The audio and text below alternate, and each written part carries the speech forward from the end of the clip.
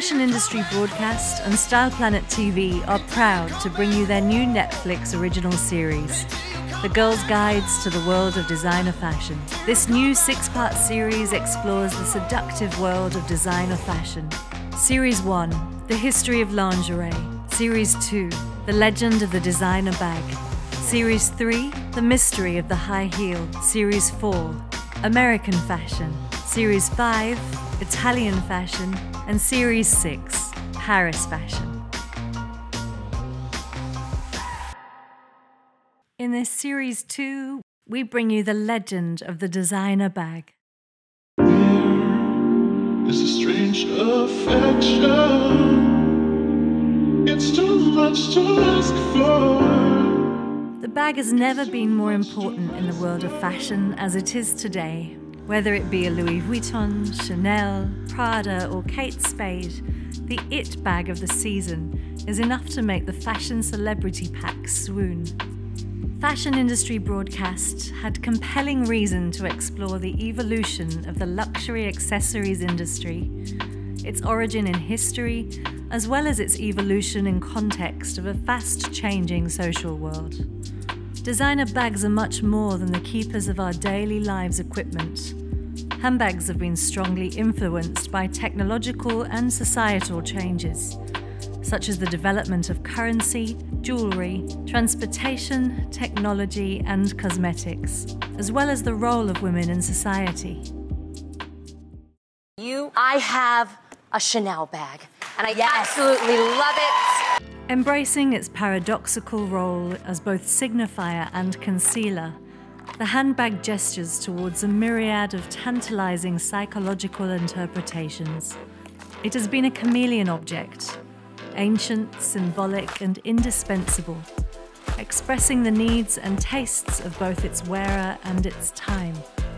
It is said that you can tell a lot about a woman simply by observing her choices of shoes and handbag, whilst heels are often more of an internal statement of how a woman wishes to feel. The designer bag is an extroverted shout on how a woman wants to be perceived by others. If you see another woman with a designer handbag, nice shoes, what kind of things do you infer about that woman? Today, a woman's handbag and the manner in which she carries it is like a modern coat of arms, displayed as she marches into battle, telling everyone around her 3 things: where she comes from, where she sees herself currently, and where she plans on going.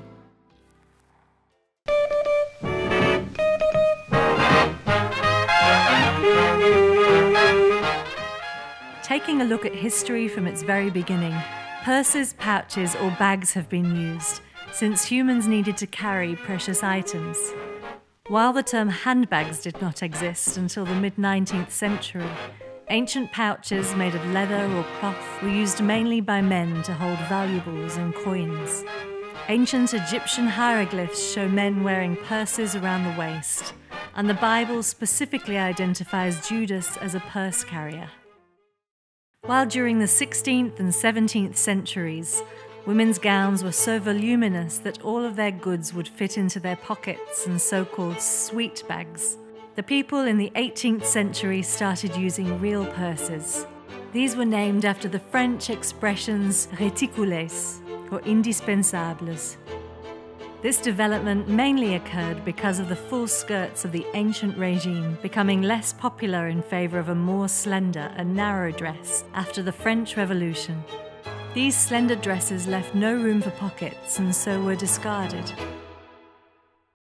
Developments in science and industry during the Victorian era created a vast array of styles and fabrics which women could coordinate with the rest of their outfits. Though pockets returned in the 1840s, women continued to carry purses and spent an enormous amount of time embroidering them to show off for potential husbands.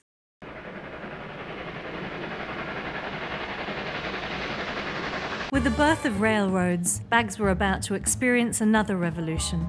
As more people travelled by train and more women became mobile, the professional luggage makers turned the skills of horse travel into those for train travel. Enter the age of the Louis Vuitton steamer trunk. Soon the term handbag emerged to describe these new held luggage bags. Indeed, many of the top names behind today's handbags got their start as luggage makers, such as Hermès, founded in 1837 by Thierry Hermès, a harness luggage packer for the Parisian rich. A Birkin bag? You've heard of it? Of course. That's a very nice purse. Same with Florentine Sadler, the noble house of Gucci. Yes, that is where the horse-bit loafer actually comes from. In the early 20th century, handbags became much more than just handheld luggage. Women could choose from small reticules, Dorothy bags with matching robes, muffs, and fitted leather bags with attached telescopic opera glasses and folding fans. After World War I, and as more activities and travel opportunities became available for women, the long contracting layers and rigid corseting disappeared. Also, rules for colour coordination grew lay, and novelty bags such as doll bags, which were dressed exactly like its wearer, became popular. By the 1930s, most of the bags as we know them today had been invented, including the classic handbag, which had handles and a clasp frame, the clutch, the satchel, and the shoulder bag. The 30s bags reflected the Art Deco style that highlighted abstraction and celebrated new industrial materials, such as plastic and a zipper. During and after the Second World War, bags became larger and squarer and more practical, reflecting the desire to appear self-sufficient. Bags in Great Britain were made both to carry gas masks and to match an outfit. When in France and America, more and more women entered the workforce, they turned onto shoulder bags. After the war, the shoulder bag was relegated to country and travel features until its revival in the 1970s. In the 1950s, though, with the post-war economic boom, handbags turned into a cult status again. Major designers such as Vuitton and Chanel enjoyed a culture where accessorizing and color coordination were held to an almost moral standard. Within this new decade of femininity, very small bags started to imply sophistication and beauty. The tiny handbag represented elegance and submission. Nowadays, handbags are made in a bewildering array of styles and materials. They can be found in a dizzying array of exotic leathers, python and crocodile to name but a few. Designers continue to play with the paradoxes inherent in the handbag with transparent materials that both expose and conceal the contents of the bag. And to many, it matters not that it can cost as much as a small sports car. Hey guys, we are in my purse closet. No single family seems to be obsessed with designer handbags as the Kardashians.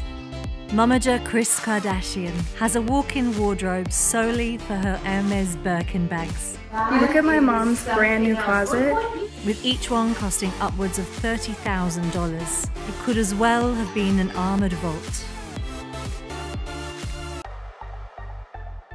Styles such as the tote, the envelope, the clutch, or the shoulder bag, of course, have been and will remain both the carriers of secrets and the signifiers of power, status, and beauty.